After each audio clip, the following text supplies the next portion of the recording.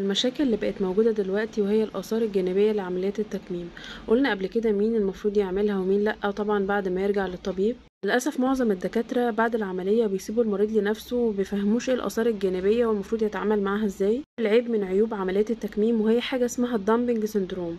يعني ايه؟ المعدة بتكون صغيرة، والمريض او الشخص اللي عمل عملية التكميم بياكل سكريات كتير، فالسكريات بتعدي مباشرة من الفم للأمعاء الدقيقة، او بتعدي لو كنا قاصين جزء من المعدة بتكون المعدة صغيرة، فبرضو السكريات بتعدي بسرعة من الفم للأمعاء الدقيقة، وبالتالي السكر بيوصل للدم بسرعة، فده بيؤدي لارتفاع الأنسولين بسرعة. فده بيعمل ايه؟ بيؤدي للتعرق والإغماء. عشان كده معظم اللي عاملين عملية التكميم بيحصل لهم إغماءات وهم مش عارفين ايه السبب.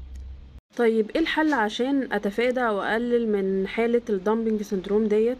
وهي ان انا اعمل حاجة اسمها سمول فريكوينت ميل، يعني اقسم وجباتي على كذا مرة، يعني مش لازم اكل 3 مرات ولا حتى 5 مرات، ممكن اكل اكتر، بس اقسم وجباتي بكميات صغيرة بحيث ان انا اقلل ارتفاع السكر بسرعة وارتفاع الانسولين بسرعة، فاقلل من حالات الاغماءات دي.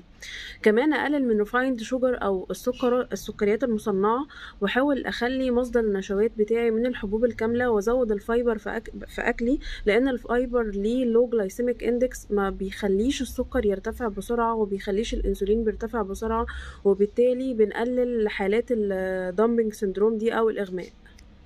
طيب بس كده خلاص؟ لا طبعا، ركزوا معايا عشان بلاقي ناس كتير عامله العمليه وداخله بين الدكاتره وهي ما عندهاش غير هي آثار الجانبية بتاع العملية.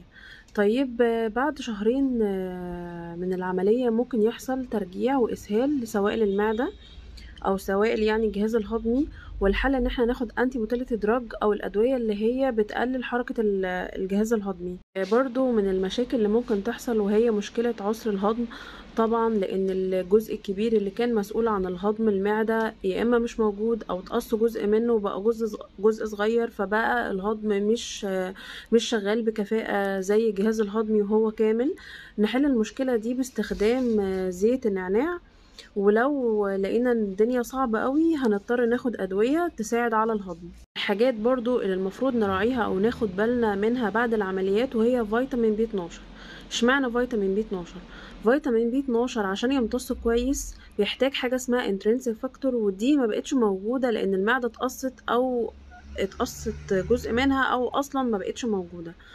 طيب احنا عشان نعوض ده مش هينفع نعوضه لا بالاكل ولا بالادويه، لان اصلا اساس الامتصاص مش موجود، فهنضطر ناخدها عن طريق الحقن. من الحاجات برضو اللي لازم نعمل تشيك عليها بعد العمليه وهي الحديد والكالسيوم وفيتامين دي ونسبه الفوليت.